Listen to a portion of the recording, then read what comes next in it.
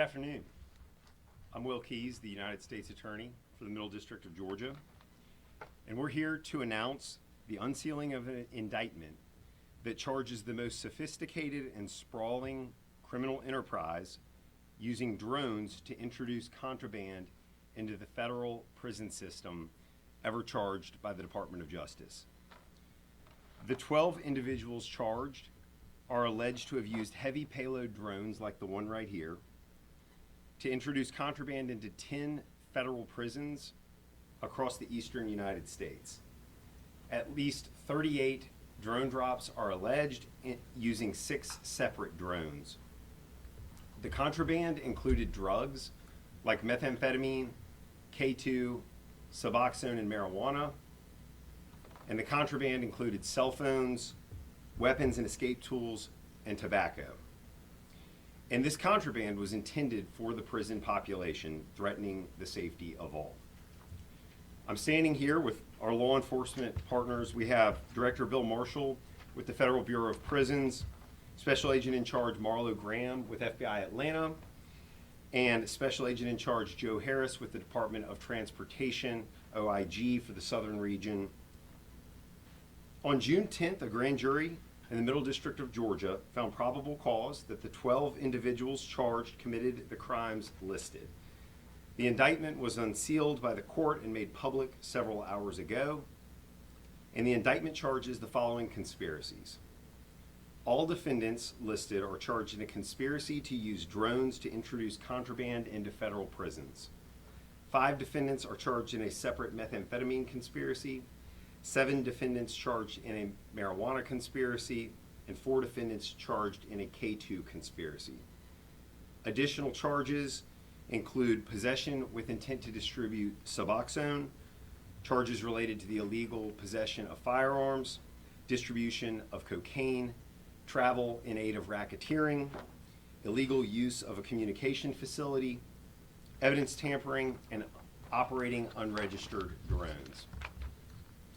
As outlined in the indictment, the goal of this criminal enterprise was to use heavy payload drones like this to introduce contraband into the following federal prisons: Federal Correctional Institute, or FCI, Atlanta, Georgia; FCI Beckley in West Virginia; FCI Jessup in Georgia; Federal Medical Center Lexington in Kentucky; FCI Manchester in Kentucky; FCI Memphis in Tennessee; Federal Correctional Complex Petersburg in Virginia; FCI Pollock in Louisiana; FCI Talladega in Alabama; and FCI Yazoo City in Mississippi.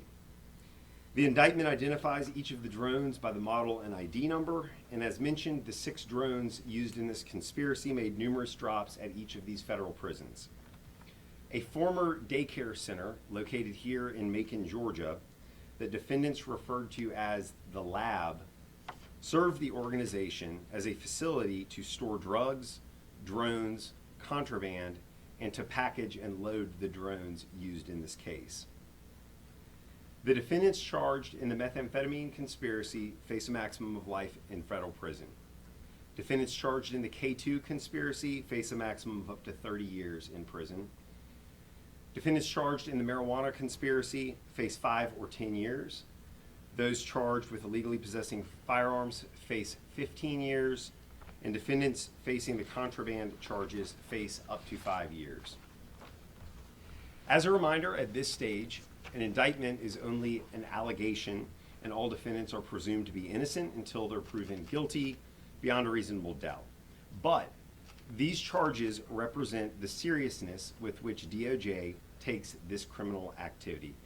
I want to say how grateful I am for the work of the Bureau of Prisons, of the FBI agents who worked this case, of the Department of Transportation and the investigative work that they did, all of our federal, state, and local partners. This case spanned the eastern United States, and so a large amount of law enforcement was involved in putting this together. And specifically, I'd like to recognize Assistant U.S. Attorney Beth Howard and FBI Special Agent Addison Music for their work they did spearheading the investigation. And when we conclude, we can take several questions, but I'll wrap up my remarks with this. We take the safety of our federal prison system very seriously, and I'm not just talking about the guards and staff, I'm talking about the inmates too. And so any individual considering introducing contraband into our prison system, especially on this scale, can expect the full attention and resources of the United States government. There are very harsh consequences and serious penalties for this conduct, and we will stop at nothing to make sure that we ensure the safety of our correctional institutions. I'll now turn it over to Director Marshall.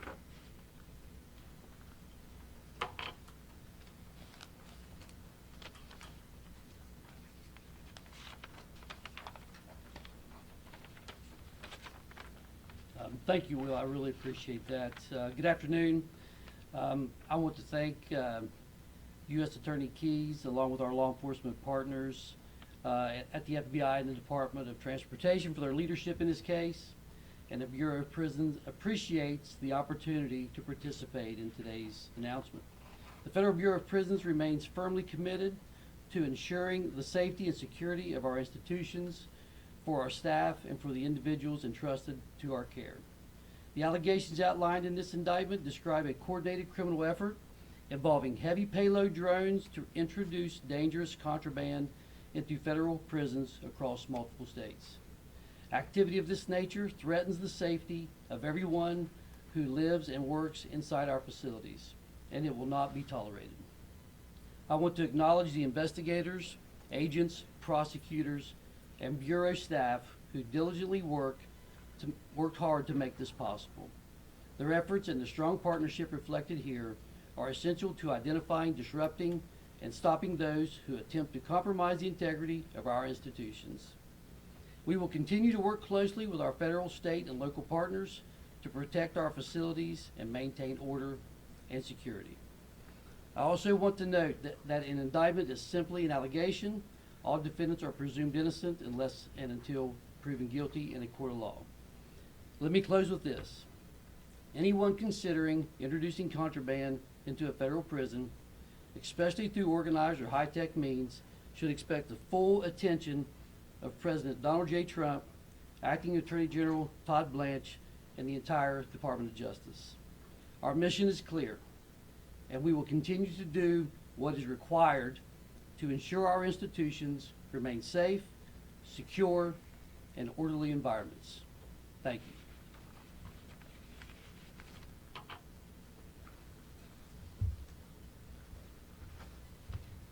Good afternoon. My name is Marlo Graham. I'm the Special Agent in charge of FBI Atlanta. To put this issue into perspective, some state and federal prison drone smuggling contraband have been so frequent that the facilities look like a small airport in the evening. This is a serious public safety issue. Each flight, each drop of contraband over a fence of a prison or jail puts not only those inside at jeopardy, but the surrounding community as well.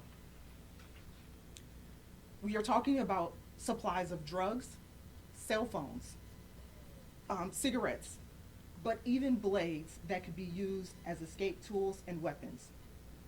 These items are going into the hands of murderers, violent gang members, con men, and others, enabling them to commit additional crimes from behind bars. This means continued violence and peddling of drugs across our state.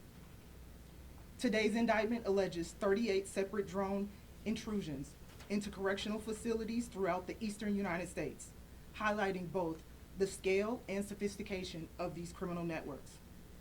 The defendants allegedly included individuals operating on the outside, as well as those inmates directing and coordinating activity from within the prison. Here in Georgia, the FBI has seen firsthand how serious this threat can become. Many of you will remember Operation Skyhawk, a years-long investigation conducted alongside our state and local partners, during which we disrupted a sophisticated drone smuggling network targeting correctional facilities and helped secure more than 200 arrests and 188 drone seizures. I mentioned Operation Skyhawk because it is an important, it reinforces an important lesson. These are not isolated incidents. They are well-organized criminal enterprises that require coordinated law enforcement response at all levels of government. Years of work have gone into preventing contraband flights into state prisons and dismantling the networks behind them. Today's indictment demonstrates what can be accomplished when federal, state, and local law enforcement work together towards a common goal. The FBI is very proud of the work with the United States Attorney's Office, BOP, and DOT in this case. We will stop nowhere to ensure criminal organizations that operate from within prisons, outside of its walls, or across state lines. The FBI and our partners will ensure every available resource to identify, disrupt, and dismantle those organizations. Thank you.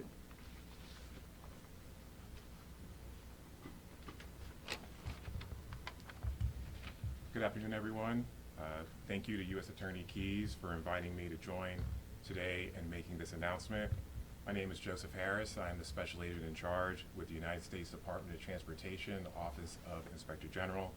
And I would also like to thank the dedicated staff of the Middle District of Georgia for their tireless work on this case, as well as our law enforcement partners, the FBI, and with the Bureau of Prisons for their outstanding partnership in investigating this case.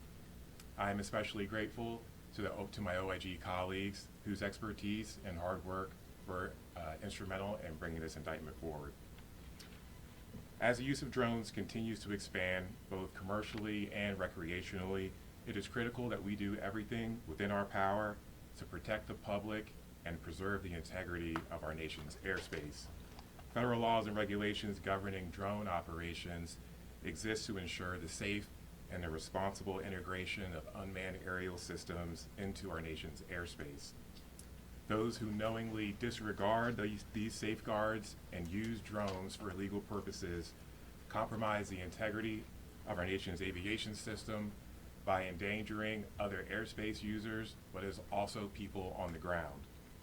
This indictment, unsealed today, underscores that unlawful and illegal and reckless drone operations used to introduce contraband into federal prisons carry serious consequences.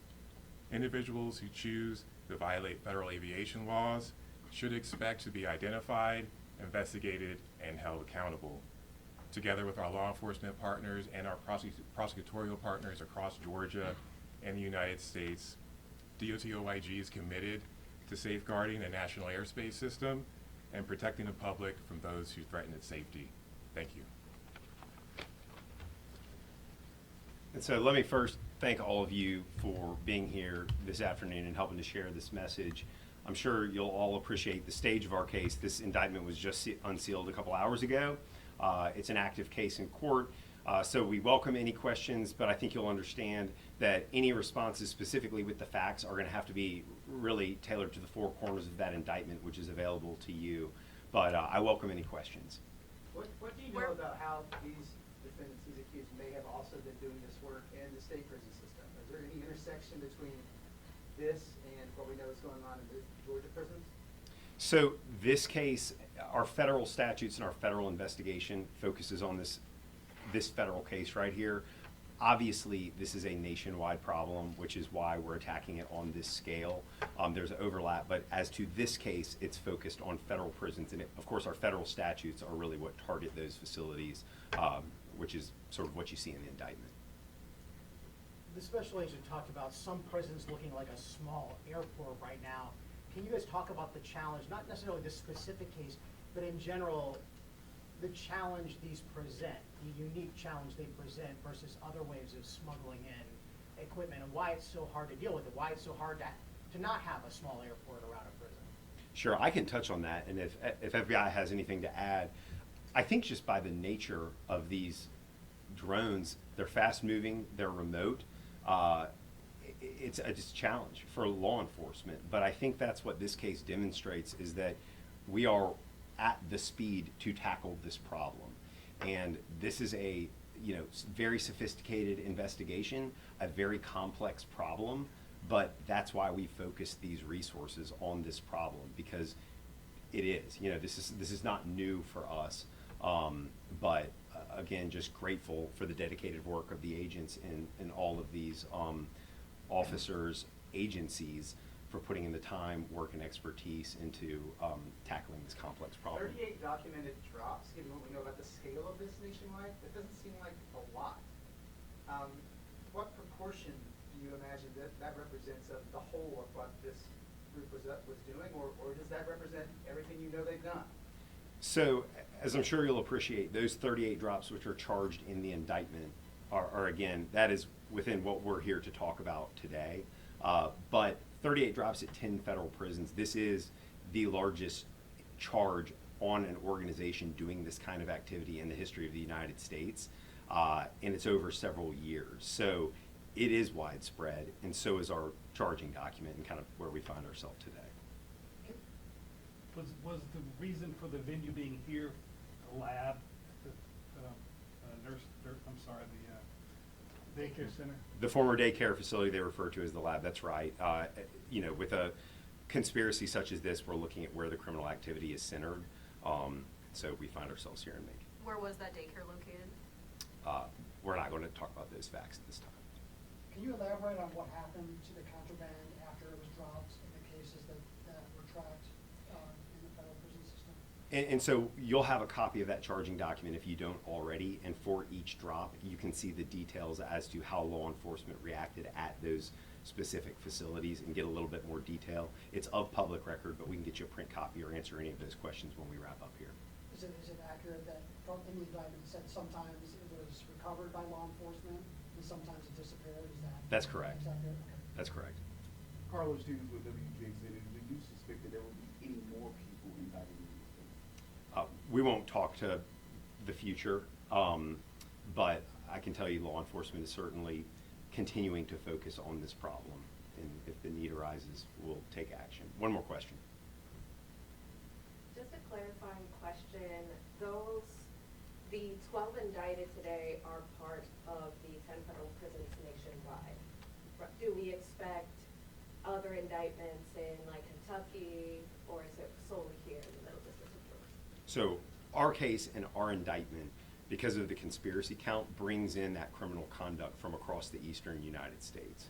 So again, when you look, you'll see the locations of the prisons and both the inmates who are working this from within the system and then also those working from outside the prison walls to sort of run this across the eastern half of the United States. Well, let me thank you all again for being here with us and helping us to share this message. I really appreciate it.